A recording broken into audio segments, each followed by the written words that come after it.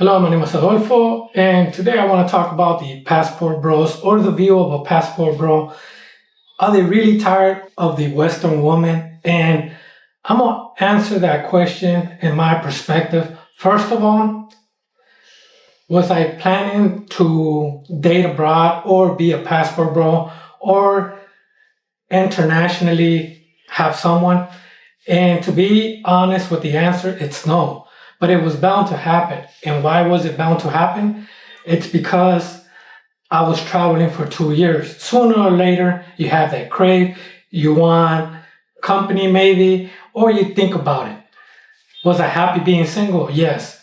But this video is about, are they really tired of the Western woman, or is it something else? And to answer that question, on my perspective, like I mentioned, I wasn't looking. But for me, I understand why the Western woman acts the way they are.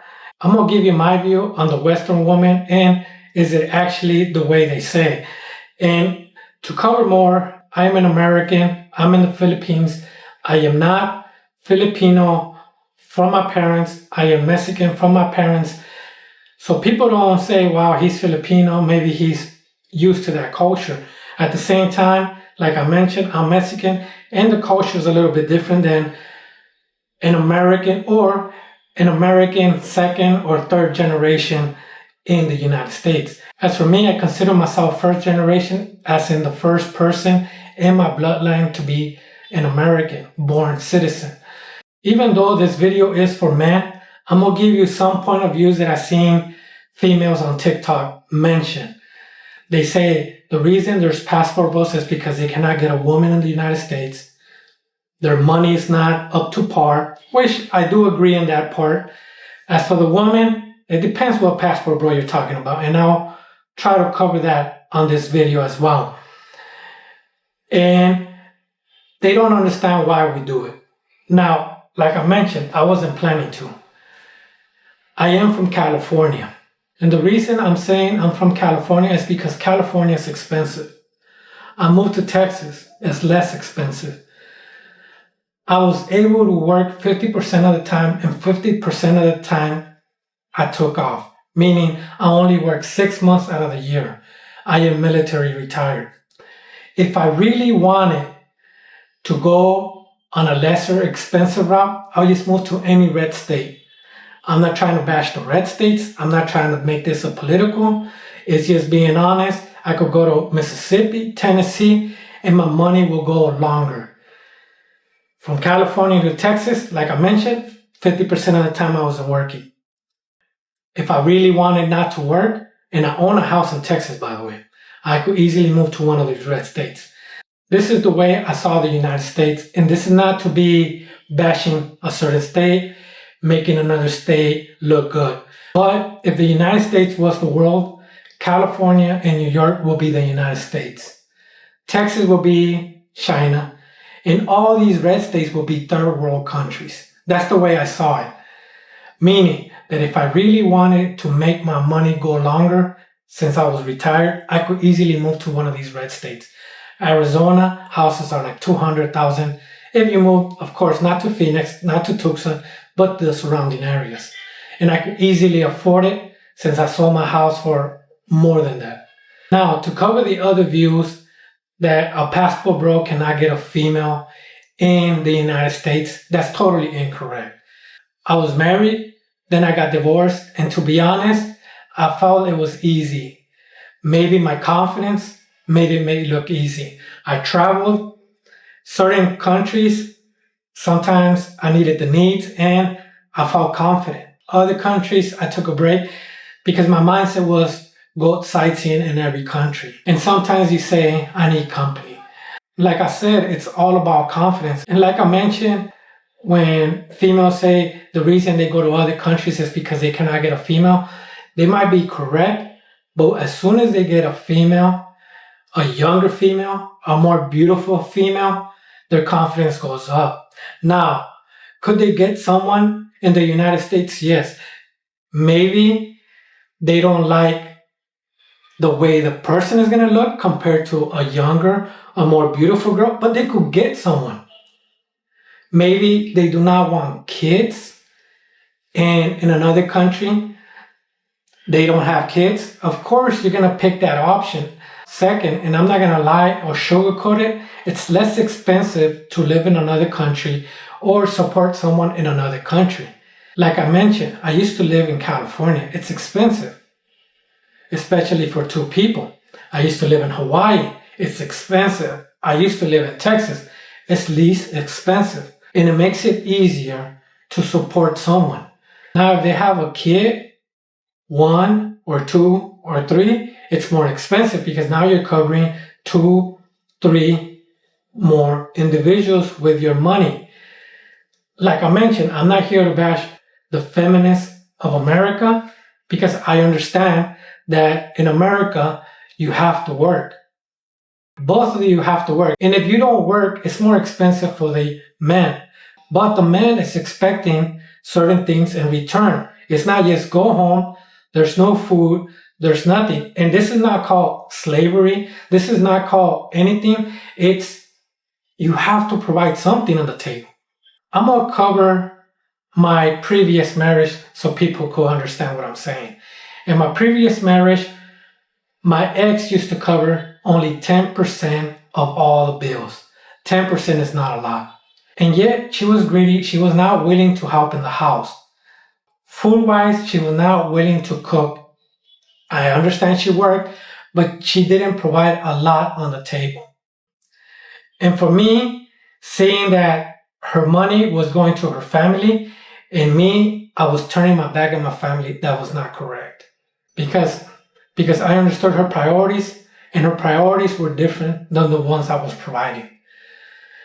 There's a basketball player, #1 draft pick, Wemby. He even said the feminists in the United States are not feminists. You could bash him and say he can't get a woman in the United States. The person makes millions. You could say that he can't get a woman because of his looks or whatever. He's the tallest basketball player. He's young. He could easily get a female in the United States. But that's the agenda, or the protective agenda of a female in the United States, is to bash the man, hoping he comes back. For me, I'll be honest. Can I afford someone in the United States or afford having a significant other in the United States? Yes, depending on the state, because I don't want to work. That's first of all. Second, what is that female going to do? And what I'm saying, what is she going to do, is not about she needs to provide X and treat her like a slave. No, you have to do something. You either work or be a housewife. You cannot be none. And that's what I'm trying to say. And when it comes to the age gap, can I get someone in the United States younger? Yes, I could. It's confidence. Now that I covered the feminist part, and like I said, I don't have nothing against the feminists. I do understand that in the United States, you want to work, you work, but you have to provide on the table if that's the case. Especially if you're not doing nothing around the house. And me, as the significant other, I'm mowing the grass, I'm cleaning, I'm fixing. If you have something on your vehicle that I can fix, I'm doing it. I'm doing chores, I'm cooking by myself. Then you have to provide. It don't matter how you see it. Today, I was walking to the mall, because the mall has the grocery stores here in the Philippines, and I saw this gentleman. And I told him, how long you been here in the Philippines? He said, oh, I was here 25 years ago, but now I'm here for good. I said, where are you from? Because his accent wasn't American. He said, I'm German. His reason to come to the Philippines was not feminist. It was for him coming to the Philippines, it was not about feminist, but politics. I don't want to get in politics, but he saw that it's better to be in the Philippines, less taxes, less of a burden of paying after you retire, because he was older. As you could see, some people come to other countries, you could say third world countries, to live. It's not because they're tired of the feminists, they're tired of X amount, or they cannot afford a female in that country. It's because they cannot afford living in that country. For me, like I said, I could afford it, especially my house was 12 years old at that time. I was already paying for 12 years.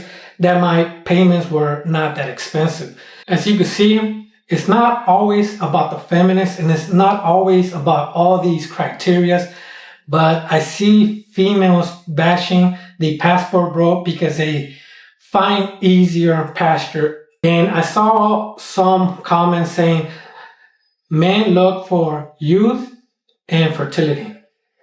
And they're correct, especially if you never had a kid like me. So yes, I was looking for that. Could I find that in the United States? Yes, but I feel it's going to be more expensive on every criteria compared to the Philippines, Colombia, Mexico, and other countries. But that's not the reason I did it. It just happened and I found someone. As for men out there in the United States that are looking, and they're looking for a long-term relationship, I'm not trying to cover just a fling or whatever the case might be. Do I recommend other countries? Absolutely. I did it. I went to other countries. It felt easier, but you have to have precaution.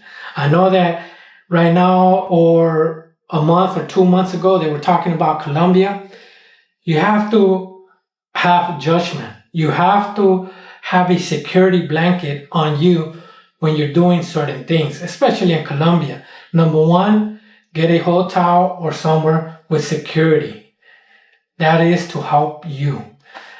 For me, I was in the Philippines. I really didn't feel it was the same as Colombia. I didn't really mind. But in addition, in the Philippines, almost every Airbnb, hotel, or condo has a security in the first floor. And that's all I got. Thank you for watching. All I wanted to cover on this video is seeing the female think it's only about the feminists, and I do understand the American view. Men saying the reason is feminist, but in reality, it's a lot of things. It's cheaper. But like I mentioned, I could have gone to any red state. It's cheap as well. It's almost same prices. Second, yes, they're more feminist because my money goes a longer way that I could cover both instead of in the United States if I was in California and maybe now Texas. But other states in the middle, it could be covered. When it comes to youth, yes, you could get in the United States. It's going to be a little bit harder, but it could be done. And looking at the females in the United States when they interview them and they say how much money should the men make, and they're saying 100,000, 150, 200, 300 a year, that's absurd. I don't make that much. If you're looking for that in the United States, you're also looking for a security blanket or security on your marriage. And that's what in the Philippines and other countries they're looking as well. I'm not ignorant. I also know that. But it's also in the United States, but they're asking, when they interview the females, the Western woman, saying they want X amount. They're not looking for love when they're asking for X amount, and that X amount is so high. Let's be realistic too. Let's not be ignorant. And that's all I got. Thank you. Thank you for watching.